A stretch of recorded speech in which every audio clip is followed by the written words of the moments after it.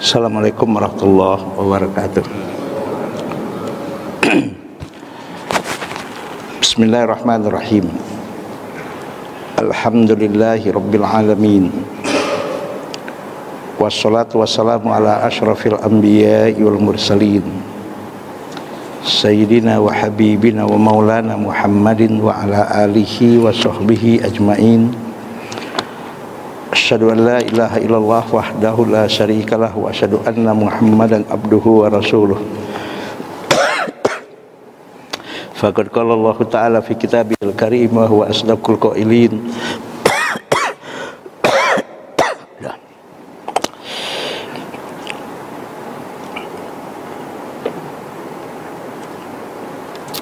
Faqad qala Allah Ta'ala fi kitabihil karim wa huwa asdaqul qailin. A'udzu billahi minasyaitonir rajim. Bismillahirrahmanirrahim. Yarfa'illahu alladhina amanu minkum walladzina utul ilma darajat. Wa qala alaihi salatu wassalam, may yuridillahu bihi khairan yufaqihu fiddin. Hadirin yang dimuliakan oleh Allah Subhanahu wa taala, Bapak dan Ibu yang mudah-mudahan kita selalu dalam lindungan ridha, rahmat dan keberkahan dari Allah Subhanahu wa taala. Kita punya waktu yang sangat terbatas, maka langsung saja ta'lim ini kita mulai dengan membaca Bismillahirrahmanirrahim. Selanjutnya mari kita membacakan suratul Fatihah.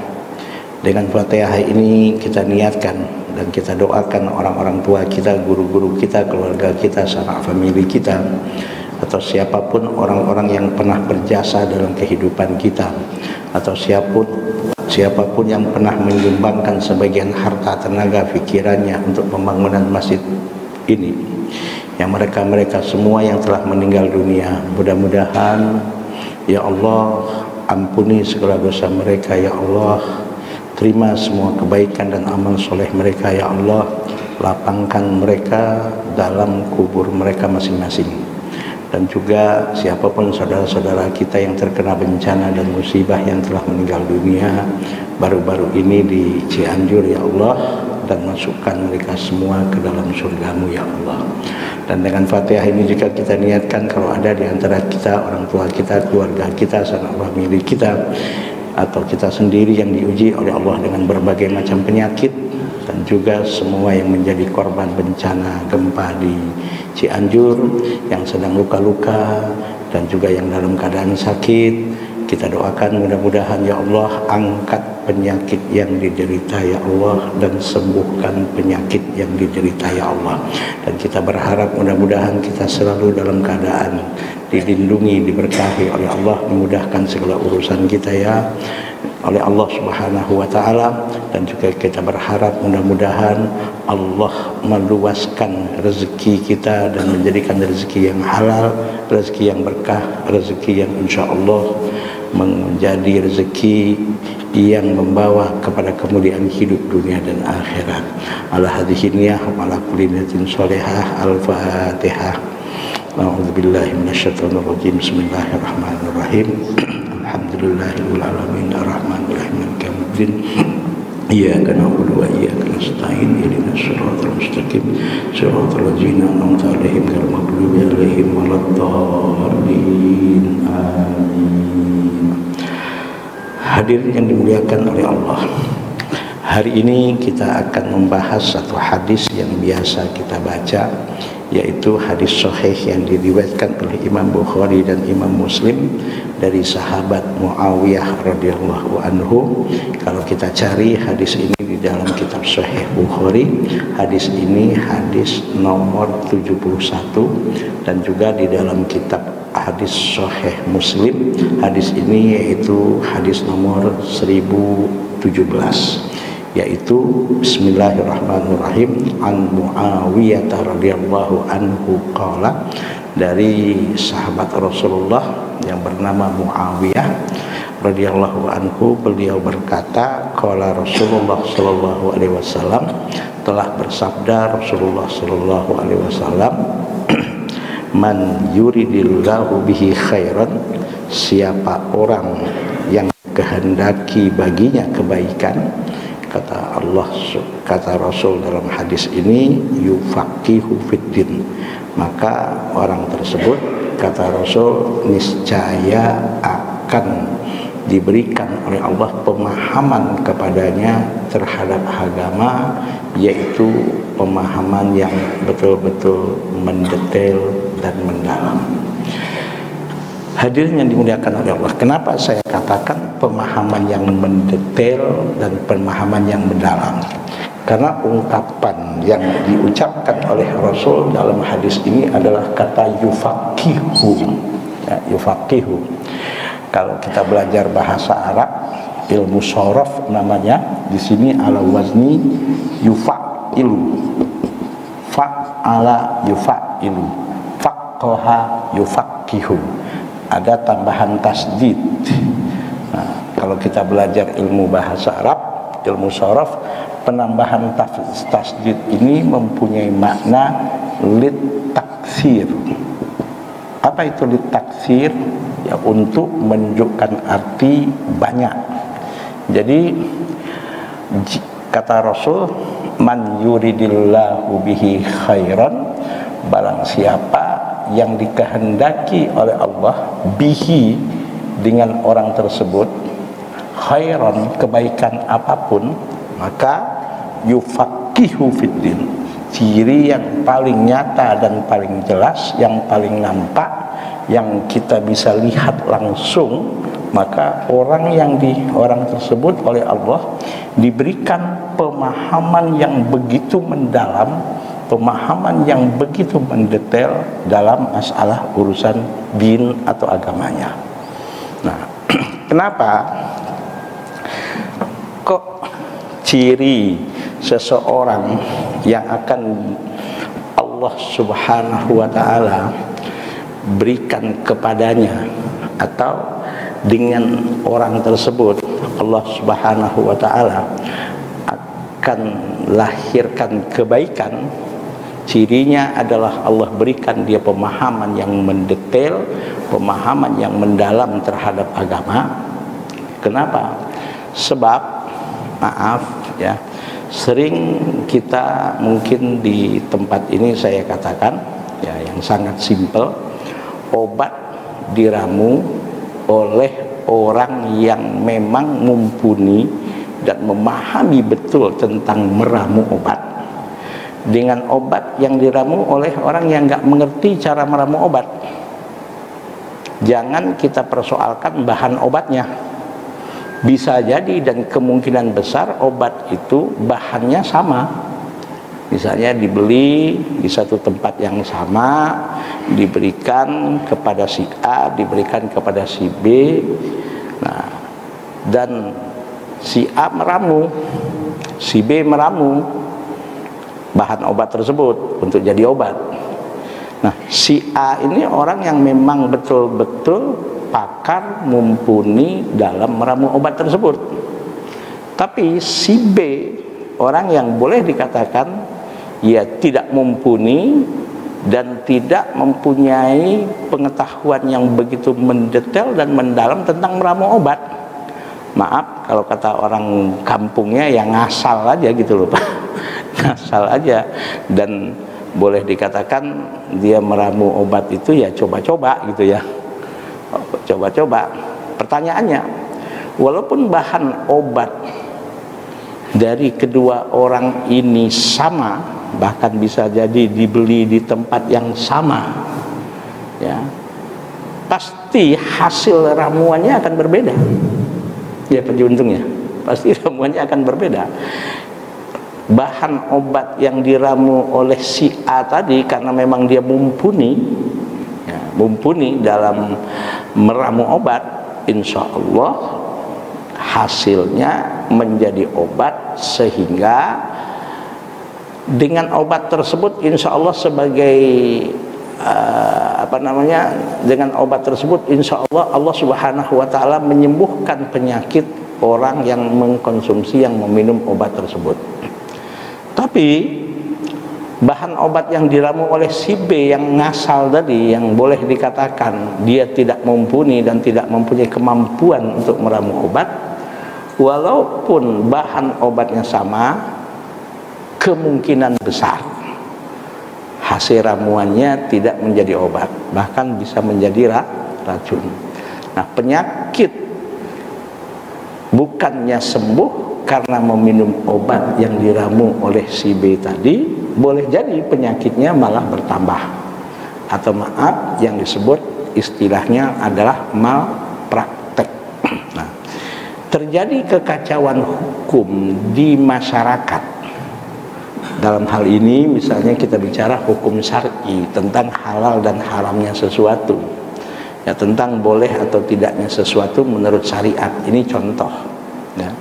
Terjadi kekacauan hukum itu bisa jadi bukan karena dalilnya yang salah, bukan karena ayat Al-Qur'annya yang memang dijadikan dalil yang salah, karena tidak ada itu ayat Al-Quran yang salah, nggak ada. Apalagi ayat Al-Quran sekarang itu gampang kita cari, ya Pak ya. Mushaf sudah jelas, bahkan sekarang dengan kecanggihan teknologi dan ilmu pengetahuan, ada yang namanya indeks ayat Al-Quran, dari Google aja kita bisa cari.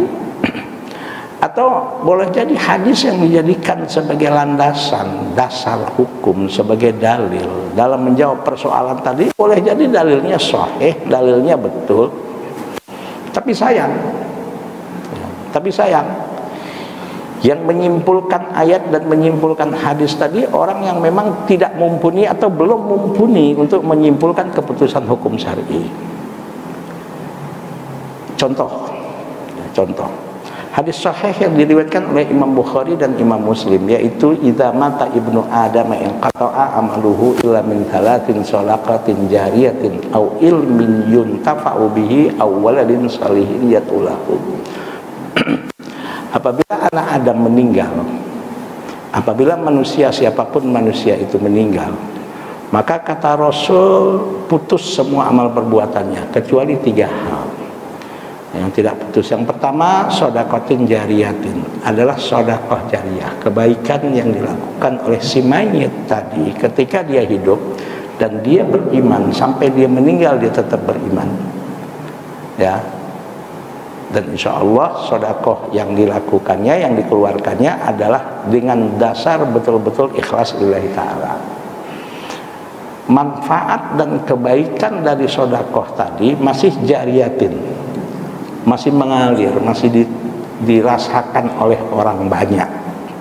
Maka insya Allah walaupun orang yang meninggal tadi sudah lama meninggalkan dunia tersebut, misalnya dia menginfakkan sebagian hartanya untuk pembangunan pesantren, atau misalnya untuk pembangunan majlis taklim, atau untuk membiayai pendidikan orang-orang du'afa dan sebagainya. Apalagi sekarang nih setelah terjadi gempa di Cianjur ini, banyak sekali yang namanya sarana-sarana pendidikan dan sebagainya yang hancur dan sebagainya. Kemudian dia betul-betul ikhlas lillahi ta'ala, dikeluarkan sebagian hartanya, atau mungkin pemikirannya, atau mungkin tenaganya dan sebagainya yang dia mampu keluarkan, dan manfaat dari sedekahnya tadi dirasakan oleh orang yang masih hidup, maka insya Allah pahalanya masih mengalir. Sampai kapan? Sampai kapanpun, Allahu a'lam bishawab. Itu urusan Allah sampai kapanpun dan berapa banyaknya, itu urusan Allah. Yang kedua, au ilmin yuntafa'u bihi, ilmu apapun yang dimiliki oleh seseorang tadi dan dia beriman, dan sampai meninggal dunia dia beriman, dan ternyata dengan ilmunya banyak orang yang tercerahkan, ternyata dengan ilmunya banyak orang yang mendapatkan kebaikan dan manfaat. Insya Allah makin banyak orang yang tercerahkan dan mendapatkan manfaat dan kebaikan dari ilmunya, insya Allah pahala yang mudah-mudahan dalam hadis Sahih Muslim Rasul katakan, ya, qala Rasulullah SAW, mandala ala khairin falahu mislu ajri fa'ilihi, barang siapa yang menunjukkan seseorang atas satu kebaikan apapun, maka dia akan mendapatkan pahala sebanyak Berapa orang yang tercerahkan dan mendapatkan ilmu dari ilmu yang diajarkan tersebut, dan orang tersebut mengamalkannya. Subhanallah. Nah, yang ketiga, ini yang sering terjadi, maaf, kontroversi, yang maaf tanda kutip, orang yang ya, belum mumpuni untuk menyimpulkan hadis ini, menyimpulkan seenaknya aja dengan ungkapan yang tidak putus. Salah satunya yang ketiga adalah waladin sholihin yad'ulahu. Banyak orang menyimpulkan, katanya sampai saat ini saya masih menemukan tidak sedikit orang mengatakan, oh yang sampai kepada si mayit itu hanya doa anak kandung, dia bilang. Selain doa anak kandung nggak ada gunanya. Selain doa anak kandung tidak ada manfaatnya, percuma kalau bukan anak kandung yang mendoakan si mayit tersebut sudah meninggal dunia. Terus terang, ini bukan masalah khilafiyah. Kalau kita kaji secara detail dan secara dalam, ini adalah kekeliruan dalam menyimpulkan, boleh saya katakan malpraktek dalam menyimpulkan hadis tersebut. Kenapa? Karena hadis itu mengatakan waladin sholihin yad'ulahu. Katanya ungkapannya pakai waladin. Waladin sholihin yad'ulahu. Apa itu waladin sholihin? Nah, walad, bahasanya walad. Nah, dalam bahasa Arab, walad ini artinya bukan anak kandung, salah. Anak kandung dalam bahasa Arab itu kalau laki-laki ibnun, perempuan bintun. Itu anak kandung, anak biologis. Ya, yang sering kita dengar misalnya Muhammad bin Abdullah, Fatimah binti Muhammad, kayak gitu, seperti itu. Maka misalnya Muhammad bin Abdullah, Fatimah binti Muhammad. Nah, ini baru anak kandung, bin dan bintun, anak biologis. Tapi kalau walad ini bukan anak biologis, bukan anak biologis. Silahkan cek dalam kamus Arab ke Arab, baik misalnya dalam kitab Munjid, kamus Munjid yang terkenal di pesantren itu, kamus Al-Mu'jamul Wasit misalnya, atau bahkan sekalian kamus yang besar. Alhamdulillah saya kamus-kamus ini punya di rumah, seperti Lisanul Arab, kamus Arab ke Arab. Kalau kita misalnya ingin tahu kosakata dalam bahasa Inggris, ingin mengetahui apa sih kata ini menurut orang Inggris, ya carilah dalam kitab misalnya Advanced English to English. Contoh misalnya kita ingin tahu apa sih kosakata ini dalam bahasa Indonesia, ya carilah salah satunya misalnya contoh kamus bahasa Indonesia Purwadarminta misalnya, atau kamus resmi bahasa Indonesia yang sudah diakui misalnya. Nah, supaya apa? Supaya kata per kata yang diterjemahkan itu nggak ngawur, nggak ngelantur. Kalau keliru kita dalam memahaminya dan menyimpulkannya, kesimpulan hukumnya bisa keliru gitu loh Pak. Nah, kalau gitu kata walad artinya apa? Ya, kata walad itu artinya bukan anak kandung. Dan hadis ini sudah saya cek dalam semua kitab hadis Pak, dari namanya Sahih Bukhari, Sahih Muslim, Sunan Nasa'i, Sunan Tirmidzi, Sunan Ibnu Majah, ya, Sunan Abi Daud, bahkan Muwatta Malik, Sunan Ad-Darimi, bahkan Musnad Ahmad dan kitab-kitab lain. Saya nggak menemukan hadis ini dengan lafaz au ibnin sholihin, nggak menemukan.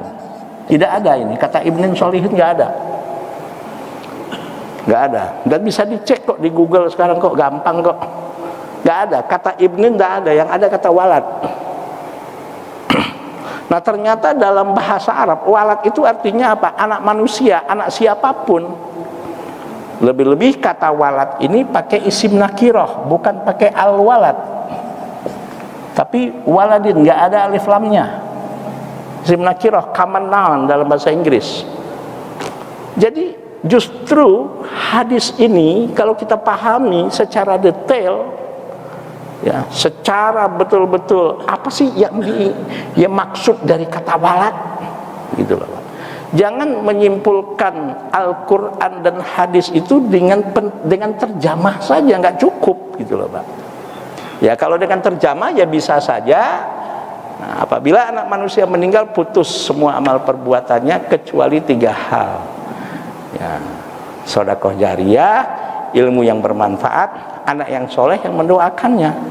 Konotasinya kalau hanya terjemah bagi orang awam atau kita mungkin yang nggak punya, nggak fakih dalam bahasanya, dalam bahasa Arab, nggak mumpuni dalam memahami kata walad, ya maka menyimpulkan yang sampai kepada si mayit itu hanya doa anak kandung. Betul nggak Pak ya? Ini kan kacau tuh. Akhirnya terjadi apa yang disebut dengan ya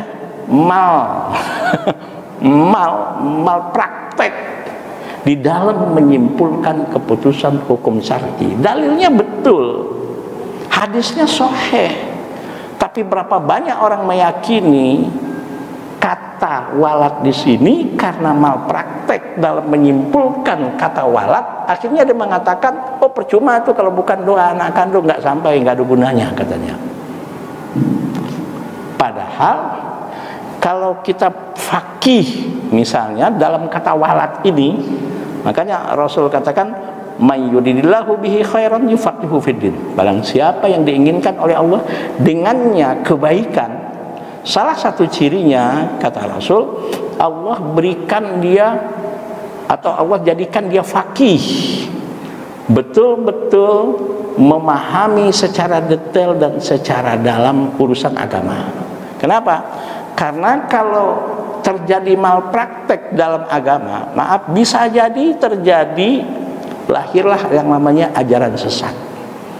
Saya pernah diajak dialog Pak oleh seseorang, ngotot dia, yaitu menyimpulkan Al-Quran, ya, ayat Al-Quran yang kita sering mendengar ayat ini, yaitu wa'bud rabbaka, sembahlah olehmu Tuhanmu, hatta ya tiaka hatta ya'tiyakal yakin, sampai datang kepadamu keyakinan, katanya. Sampai dia berkata kepada saya, menyembah Allah itu hanya sampai datang kepada kita keyakinan, selesai. Astagfirullahalazim. Jadi aliran sesat itu bukan berarti tidak punya dalil Pak, dia punya argumen. Bisa jadi dalilnya Al-Quran dan hadis sahih. Ya kalau begitu kan, kalau kita pahami ayat ini dengan kata sembahlah olehmu Tuhanmu sampai datang kepadamu keyakinan, ya berarti kalau kita sudah yakin kita ini makhluk Allah, kita ini ciptaan Allah, ya jangan dipotong ini. Kalau dipotong kacau ini. Ya berarti udah nggak punya kewajiban lagi kita menyembah Allah. Padahal ya orang yang faqih, dan kita baca tafsir-tafsir ulama, bahkan Nabi dalam At-Tafsirun Nabawi menafsirkan kata al-yakin ini adalah al-mautu. Apa itu al-mautu? Kematian. Kenapa ayat ini al-yakin di sini oleh Allah, oleh Rasul, bahkan ulama-ulama juga kita lihat dalam kitab-kitab tafsirnya menyatakan yakin di situ artinya bukan kematian. Walaupun katanya adalah wa'bud rabbaka hatta ya'tiyakal yakin, sembahlah olehmu Tuhanmu sampai datang kepadamu kematian. Kenapa? Sebab selain ini memang tafsirnya Nabi, dari lafadz al-yakin di situ artinya Allah al-maut, karena di permukaan bumi ini apapun tidak ada yang yakin pasti akan terjadi kepada umat manusia, kepada makhluk manusia. Bahkan makhluk yang hidup di permukaan bumi ini, bukan hanya manusia, tidak ada yang pasti akan terjadi. kecuali yang pasti akan terjadi itu hanyalah kematian. Coba bayangkan kalau ditafsirkan, diartikan ayat ini, wa'bud rabbaka hatta ya'tiyakal yaqin, sembahlah olehmu Tuhanmu sampai datang kepadamu keyakinan. Berarti kalau sudah yakin, nggak wajib lagi menyembah Allah, beribadah kepada Allah. Ini kan lahir yang namanya ajaran sesat. Betul nggak Pak? Jadi ajaran-ajaran sesat di masyarakat itu bisa jadi bukan karena dia tidak punya dalil, bisa jadi ayatnya jelas, ya, hadisnya pun bisa jadi hadis sahih gitu loh Pak. Coba tentang tadi kata walad. Kalau kata walad tadi diartikan anak kandung, hanya doa anak kandung yang sampai kepada si mayit setelah orang itu meninggal. Selain doa anak kandung tidak akan sampai. Saya sering katakan, dan alhamdulillah sering berdialog Pak, dan saya berani berdialog secara ilmiah. Kita adu otak bukan adu otot. Di mana kelirunya? Ya kalau yang sampai kepada si mayit setelah si mayit itu meninggal hanya doa anak kandung, karena kata walad diterjemahkan adalah anak kandung, yang sudah pasti di mana letak keadilan Allah Subhanahu wa taala. Kenapa? Karena banyak orang yang meninggal dunia belum sempat nikah, atau walaupun nikah sampai dia meninggal dunia, sampai dia wafat tidak punya anak biologis gitu loh Pak. Ya kalau yang sampai kepada si mayit hanya doa anak kandung, mana letak keadilan Allah? Ya kan Pak, banyak orang yang meninggal dunia tidak sempat nikah, ataupun nikah sampai dia wafat tidak punya anak. Siapa yang akan mendoakan dia? Itu satu. Yang kedua, kalau si mayit itu setelah orang meninggal itu yang sampai hanya doa anak kandung, terus terang ini bertentangan dengan syariat sholat jenazah. Di mana bertentangannya? Dalam syariat sholat jenazah, takbir ketiga, takbir keempat, isinya adalah apa? Doa semua kepada si mayit itu. Ya kan Pak ya? Doa semua kepada si mayit. Allahumma gfir lahu warhamhu wa'afihi wa'fu anhu wa akrim nuzulahu wa wasi' madkhalahu wa aksilhu bil ma'i wa salli wal barudi wa naqqihi minal khotoya kama yunaqqasabul abyadu minad danas ila akhirih. Takbir keempat juga kan doa semua itu isinya tuh. Doa dari siapa? Dari yang menyolatkan. Kepada siapa? Kepada si mayit yang disolatkan. Sementara yang menyolatkan belum tentu anak kandungnya, dan boleh jadi anak kandungnya nggak menyolatkannya. Coba kita lihat peristiwa-peristiwa jemaah haji, jemaah umrah yang wafat di Mekah, di Madinah, apalagi ketika musim haji, itu bisa ratusan ribu yang menyolatkan.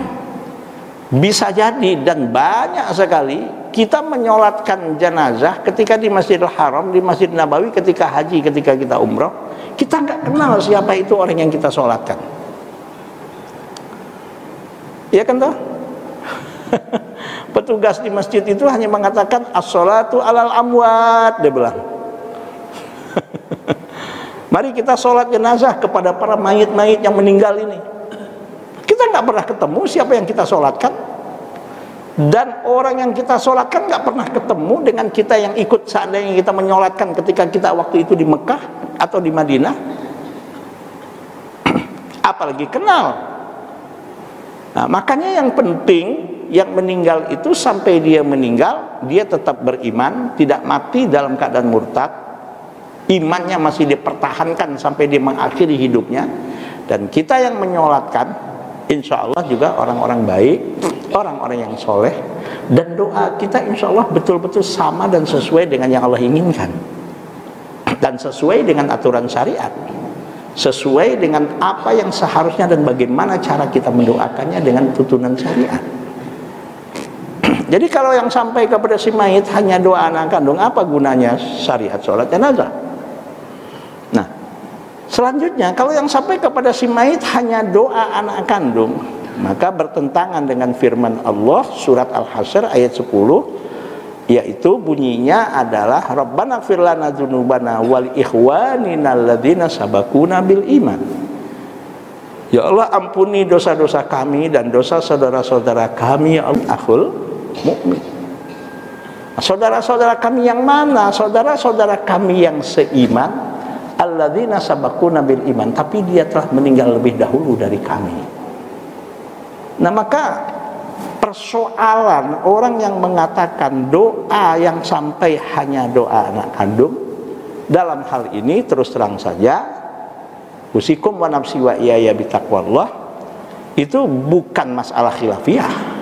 Itu persoalan yang keliru dan salah dalam menafsirkan dan dalam menyimpulkan. Jelas Pak ya? Sama hal dengan tadi firman Allah, wa'bud rabbaka hatta ya'tiyakal yaqin. Walaupun ayatnya jelas, firman Allah, wahyu dari Allah yang bunyinya, sembahlah, wa'bud rabbaka, sembahlah, beribadahlah engkau kepada Tuhanmu, hatta ya'tiyakal yaqin. Kalau diterjemahkan, diartikan, ditafsirkan, apalagi disimpulkan, sembahlah olehmu Tuhanmu sampai datang kepadamu keyakinan. Astagfirullahalazim, na'udzubillah. Betul nggak Pak? Na'udzubillah. Kenapa? Ya berarti kalau kita sudah yakin betul bahwa Allah Tuhan yang maha menciptakan kita, yang memberikan rezeki kepada kita, yang mematikan, yang menghidupkan semua makhluk yang ada di permukaan bumi ini, makhluk hidup terutamanya, ya Allah, disadari tidak disadari masuk ke dalam keyakinan kita ajaran yang salah atau disebut ajaran sesat. Karena kata yakin di situ artinya bukan yakin, adalah kematian. Kenapa? Kullu nafsin dha'iqatul maut, kata Allah. Setiap makhluk yang bernyawa pasti akan merasakan kematian. Dan dalam kehidupan di dunia ini yang pasti akan terjadi kepada setiap makhluk hidup, terutama kita manusia, hanya kematian. Yang lain hanya cita-cita, hanya harapan, hanya keinginan sesuatu yang akan datang tersebut. Kalau terjadi, alhamdulillah. Tapi kalau tidak terjadi, hal-hal yang baik yang kita inginkan, ya itulah yang namanya harapan dan cita-cita dan kemauan. Nah, makanya Rasul katakan dalam hadis ini, man yuridillahu bihi khairan yufaqihu fiddin. Siapa orang yang diinginkan dengannya kebaikan.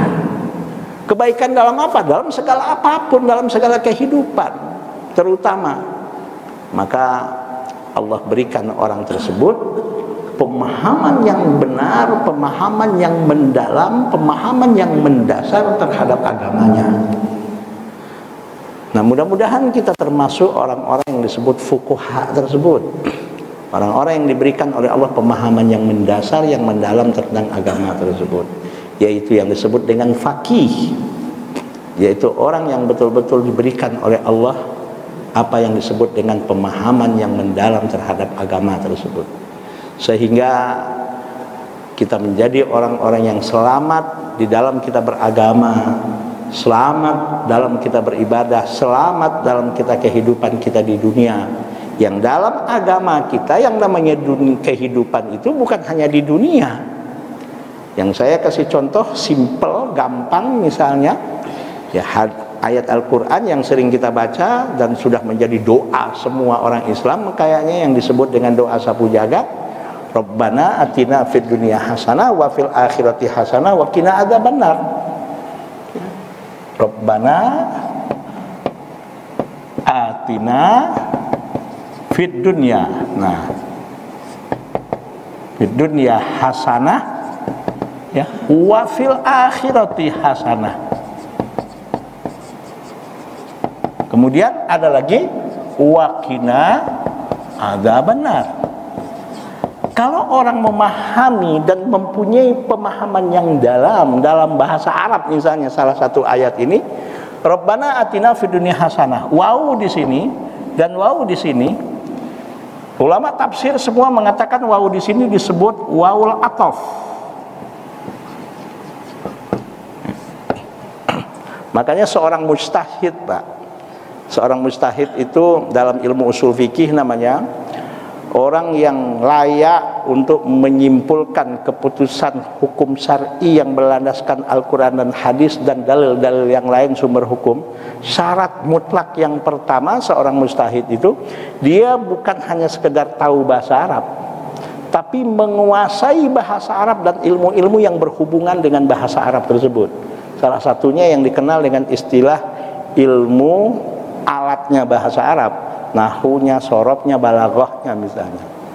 Nah, kata Rabbana atina fid dunya hasanah, wawu di sini, wa di sini wawul ataf. Begitu juga wawu di sini wawul ataf.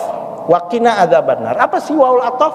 Wawul ataf itu huruf dalam bahasa Arab menurut gramatika bahasa Arab, ilmu alatnya bahasa Arab yang disebut dengan ilmu nahwu adalah limut lakil jam'i. Maknanya apa itu limut lakil jam'i? Yang sebelum wa fid dunya hasanah dengan yang setelah wa fil akhirati hasanah, dan yang setelah itu juga ada waqina adzabannar, itu harus sejalan, seimbang, seirama, tidak boleh ada yang dikalahkan. Jadi artinya apa? Yang kita minta kepada Allah, sehingga doa ini dikenal dengan istilah doa sapu jagat. Artinya apa? Rabbana atina fid dunya hasanah itu, ya Allah, berikan kepada kami sebagai hamba-Mu umat Rasul Muhammad sallallahu alaihi wasallam yang mengucapkan asyhadu alla ilaha illallah wa asyhadu anna muhammadar rasulullah fid dunya, agar kami hidup di dunia ini. Apa yang kita minta kepada Allah? Hasanatan. Apapun yang membuat kami hidup hasanah baik di dunia ini, ya Allah, berikan kepada kami, ya Allah, sebagai hamba umat Rasul yang beriman ini, ya Allah. Hasanatan di situ pakai isim nakiroh lagi, Pak, bukan al-hasanatan.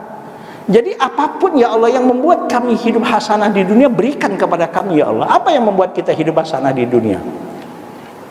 Penguasaan terhadap ekonomi.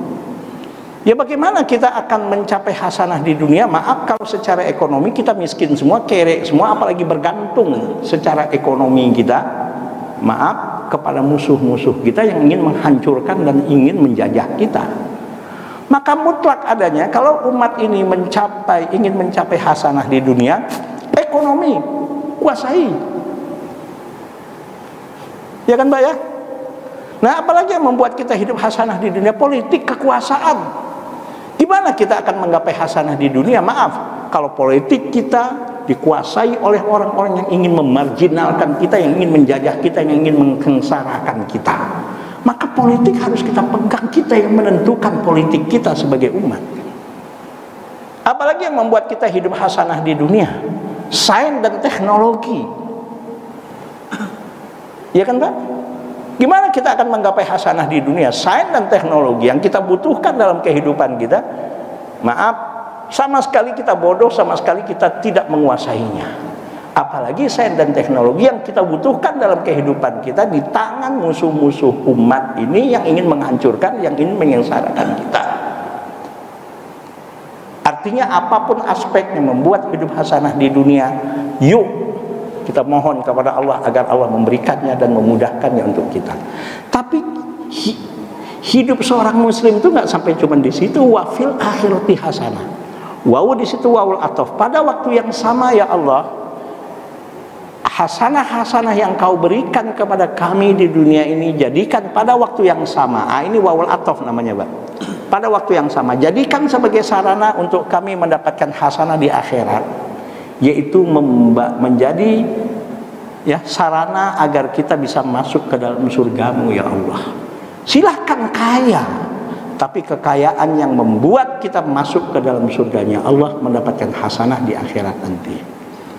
Silahkan kuasai yang namanya politik itu, tapi politik yang bagaimana? Politik yang pada waktu yang sama bukan hanya membuat kita hasanah di dunia, tapi membuat kita hasanah di akhirat. Makanya Islam itu datang membawa peradaban. Peradaban apa? Peradaban dalam berpolitik. Peradaban apa? Peradaban dalam berbisnis. Peradaban dalam apa? Peradaban dalam bidang berekonomi. Peradaban dalam bidang apa? Peradaban dalam pergaulan.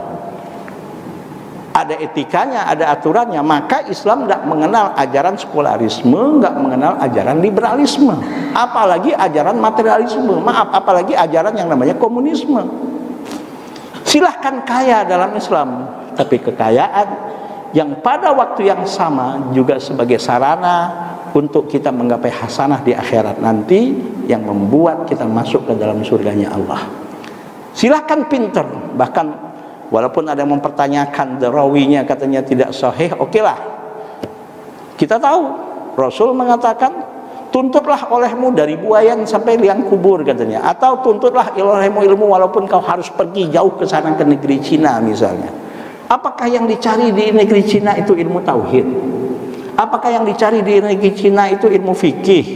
Apakah yang dicari di negeri Cina itu ilmu tafsir, ilmu hadis? Subhanallah, ternyata negeri Cina itu negara yang salah satunya sampai saat ini masih kita lihat, Pak. Tembok besar Cina itu ternyata sejarahnya itu tidak kurang dari 1000 tahun sebelum Nabi Isa lahir sudah ada. Ternyata negeri Cina itu juga negara yang secara konstruksi bangunannya sudah maju. Silahkan belajar tentang konstruksi bangunan ke mereka. Bahkan dalam misalnya sekarang dalam dunia perobatan, dalam dunia medis, kita tahu herbal itu banyak sekali. Subhanallah, banyak itu yang namanya ya sinse itu ya Pak ya, dari mereka. Jadi Islam nggak melarang kita mau belajar kemana, silahkan. Dan yang ditanya oleh Allah setelah kita mati bukan dari mana kamu belajar, wa an ilmihi ma amilabi. Setelah kau pandai, setelah kau cerdas, setelah kau punya ilmu, setelah engkau menjadi ilmuwan, intelektual, cendekiawan, ilmu, kepandaian, kecerdasanmu itu kau amalkan untuk apa? Silahkan, nggak ditanya oleh Allah kau belajar dengan siapa. Tapi yang penting ilmu itu bukan hanya membuat kita hidup hasanah di dunia, tapi juga membuat kita hidup hasanah di akhirat. Jelas Pak ya? Inilah Islam. Dan nggak cukup hanya wafil akhirati hasanah wa qina adzabannar. Subhanallah, ini artinya apa? Ya Allah, jadikan ilmu, jadikan kepandaian, kecerdasan, bahkan kekuasaan yang kau amanahkan kepadaku ya Allah, harta, kekayaan yang kau berikan kepadaku ya Allah, yang kau amanahkan kepadaku ya Allah, jadikan ya Allah semua itu menjadi hidup kami baik dan hasanah di dunia ini, dan pada waktu yang sama juga membawa kami hidup hasanah di akhirat. Dan pada waktu yang sama waqina adzabannar, masuk surganya hasanah di akhiratnya itu langsung tanpa merasakan terlebih dahulu adab neraka. Jadi artinya Rabbana atina fid dunya hasanah wa fil akhirati hasanah wa qina adzabannar. Ya Allah, berikan kepada kami hasanah, apapun yang membuat kami hasanah di dunia, sekaligus hasanah di dunia itu sebagai sarana untuk kami menggapai hasanah di akhirat. Wa qina adzabannar, masuk surganya, mendapatkan hasanah di akhiratnya itu langsung terhindar dari azab neraka. Kenapa? Karena insya Allah dalam akidah kita, dalam keyakinan kita, man qala la ilaha illallah dakhalal jannah. Siapapun umatku kata Rasul, kalau dia memang bertauhid dan sampai mati dia tidak ya murtad, artinya tidak menghilangkan keimanannya sampai dia mati masih dalam keadaan beriman, ujung-ujungnya maaf walaupun mungkin dia banyak dosa, ujung-ujungnya dia akan masuk ke surganya Allah. Nah, karena realitanya ada orang beriman ini bahkan mungkin tidak sedikit, naudzubillah, kita terhindar Pak ya, ujung-ujungnya sih masuk surga, tapi masuk surganya tidak langsung, diazab dulu oleh Allah di neraka. Naudzubillah min.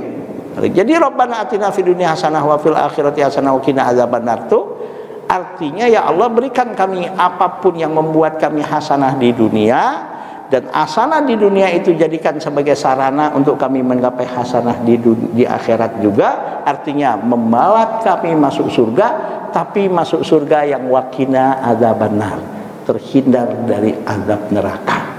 Maka salah satu yang membuat kekacauan hukum di masyarakat dalam hal ini, karena kita bicara tentang syar'i, kekacauan hukum syar'i adalah karena Al-Quran dan hadis sebagai sumber hukum syar'i itu banyak disimpulkan oleh orang-orang yang boleh jadi dia belum faqih dalam agama itu, dia belum mumpuni dalam menyimpulkan Al-Quran dan hadis itu. Bukan ayatnya yang tidak ada, bukan dalilnya yang tidak ada, bukan ayat, bukan hadisnya yang tidak sahih. Boleh jadi hadisnya sahih, tapi sayang dia tidak mumpuni dan belum mumpuni, belum faqih, sehingga dia belum layak disebut sebagai orang yang boleh dikatakan ya mempunyai ilmu yang mumpuni dalam menyimpulkan hukum syar'i tersebut. Akhirnya terjadilah apa yang disebut dengan apa hal yang enggak diinginkan dalam beragama ini. Maka Rasul katakan mayyuridillahu bihi khairan yufaqihu fiddin. Nah, mudah-mudahan kita semua, anak-anak kita, keturunan kita diberikan oleh Allah kefakihan, pemahaman yang mendalam dalam agama ini, sehingga betul-betul kita selamat di dalam beragama, selamat dalam kehidupan dunia kita, dan selamat dalam kehidupan akhirat kita, dan insya Allah kita terhindar dari azabnya neraka. Mudah-mudahan apa yang kita sampaikan ini betul-betul sesuai dengan yang diinginkan oleh Allah dan Rasulnya, dan mudah-mudahan sekali lagi ilmu kita, ilmu yang bermanfaat, yang menyelamatkan kita di dunia dan menyelamatkan kita di akhirat. Subhanakallahumma wa bihamdika asyhadu an la ilaha illa anta astaghfiruka wa atubu ilaik. Wallahul muwaffiq ila aqwamit thoriq. Assalamualaikum warahmatullahi wabarakatuh.